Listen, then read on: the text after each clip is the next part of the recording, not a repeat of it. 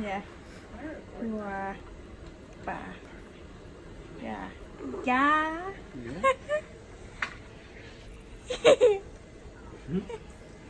Yeah. Say it. Yum. Yum. Yum. Ba. Ba. Mom. Yeah.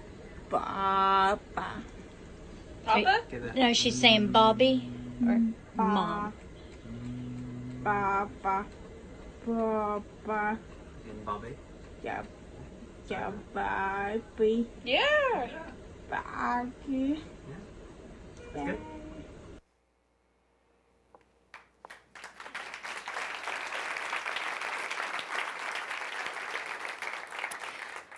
A year ago, the doctor said that I likely would not make it through my first of 5 brain procedures. They said that I would not be able to stand on this stage. They said that I would not be able to speak, to even say the word mom. But I've been under stage lights like this for as long as I can remember. Since the age of 4, I've been competing in beauty pageants. The stage is my safe place. Now, hold on a second. I know what you're thinking. She's one of those girls. Yeah, I get it. Pageant girls are judged and assumed to be perfect, or at least act perfect, always putting forth a strong and confident persona, one that is worthy of a crown.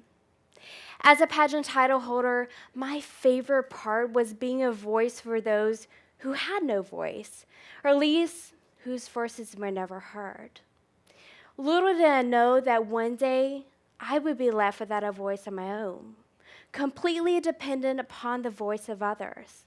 I would lie in an ICU bed, cognizant and yet unable to communicate at all, finding it ironic that historically women have fought so hard for a voice, something that I, without even realizing it, had taken completely for granted. In that same ICU bed, I also realized that I never really had a voice that I was proud of. You see, the entire reason I went into pageantry was because I wasn't good at anything else. No matter how hard I tried with tutors every night, I was terrible at every subject in school because I couldn't truly read. I graduated high school, barely, with a 1.2 GPA. Thankfully, after failing 2 semesters of community college, I had a developmental math teacher who saw my potential, understood my delays, and finally taught me how to read. But more on that later. I was also terrible at every sport, nor did I have any interest. I tried karate, basketball, volleyball, softball, and even cheerleading. The final straw for me was when I was hit dead straight in the nose with a softball. I caught more butterflies and balls in the outfit anyway.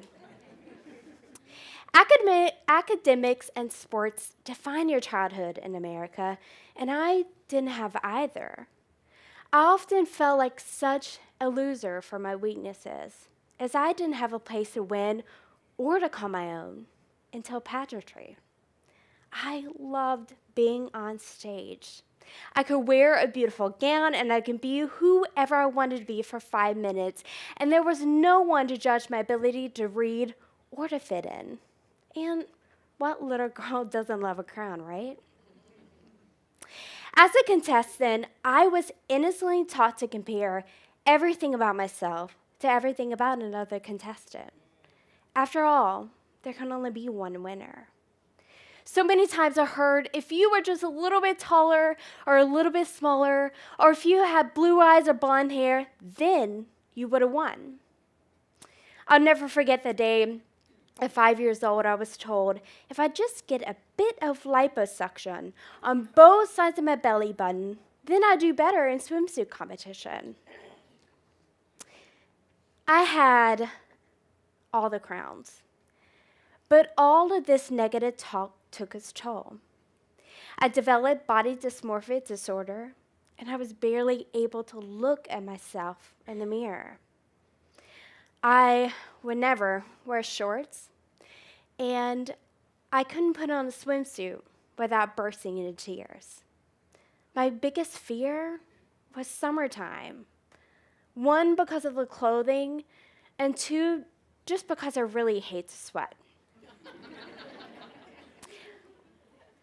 I quit pageantry for 10 years because I could no longer handle the constant criticism and anxiety that came with such a comparison-driven competition. Even in my own sport, I didn't feel confident or like I was accomplishing anything. I just won. And winning still felt like losing when I arrived home with a crown and all I could see in the mirror were my weaknesses. Fast forward to 2018. Thanks to that college math teacher, I've now obtained 5 college degrees.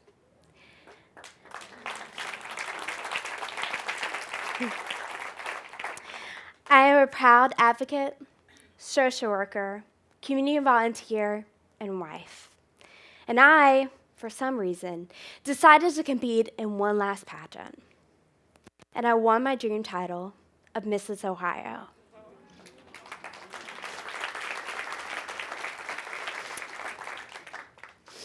In the days following Mrs. America, that 18-year-old feeling came back. All of the teeth whitening, spray tans, beautiful gowns, and fake smiles began to wear off, and I began to ask myself, if this is truly my last pageant, who am I without them? I'm not good at anything else. What is my purpose? And then I suffered a massive stroke. I completely lost the ability to speak, move, read, and write. 21 days prior, I was at Mrs. America as an advocate for those who could not speak for themselves, and now I needed my own advocate. Life was forcing me to find my true purpose. I'm often asked how I suffered a massive stroke at the age of 30, and the answer is stress, a lack of self-care. Taking care of everyone but myself nearly cost me my own life. For 5 days before my stroke, I had a constant headache. Yet, I thought nothing of it. It's just a headache, and I've got things to do. Can you relate? My doctors told me that if I just sought medical care, if I just paused and cared about myself as much as I thought those pageant judges did, then my stroke could have been prevented. It is known that 80% of strokes are preventable by practicing self-care. And I'm here to tell you that self-care is not selfish. And if we do not start making time for our wellness, we will be forced to take time for illness. In the last year, I relearned how to eat, how to hold a pencil, how to drive, and even how to say mom. I've also founded the first ever self-care committees for both youth and adults in the state of Ohio. I really want to invite the woman to her next meeting that told me to get liposuction at 5 years old. She clearly needed more self-care. Throughout this journey, I've realized that you never really know what you take for granted in life until it's gone.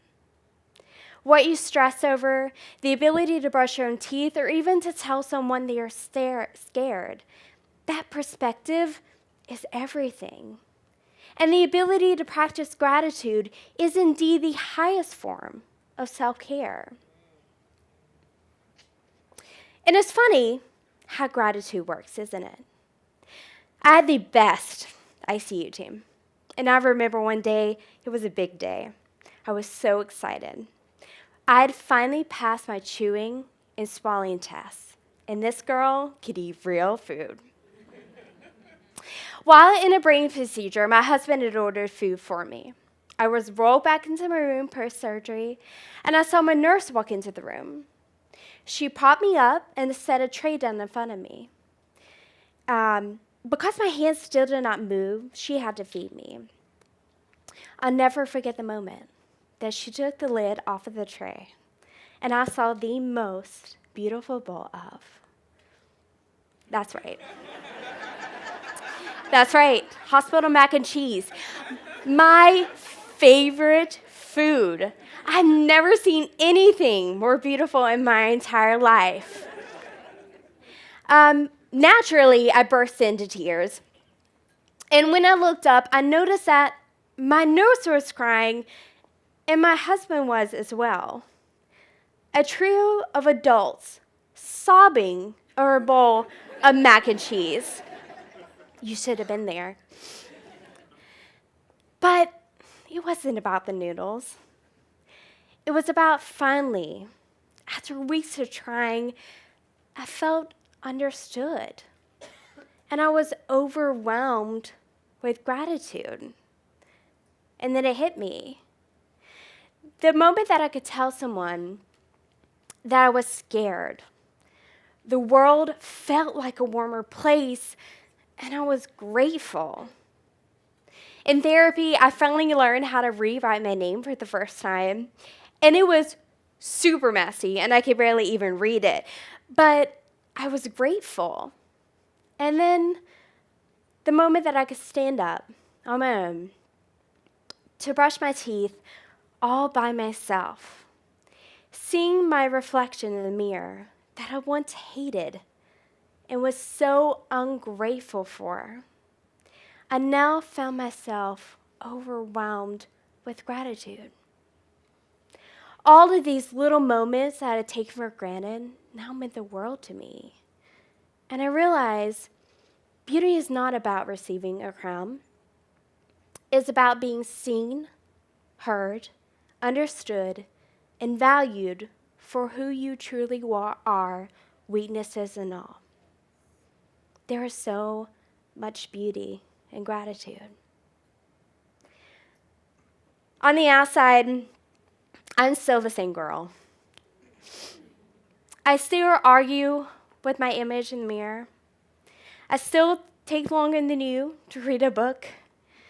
And I really still hate to sweat. But the loudest difference, I'm finally proud of the voice that I have.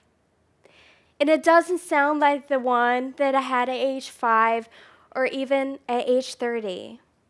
But it sounds like the best version of me. And for that, I'm truly grateful. Thank you.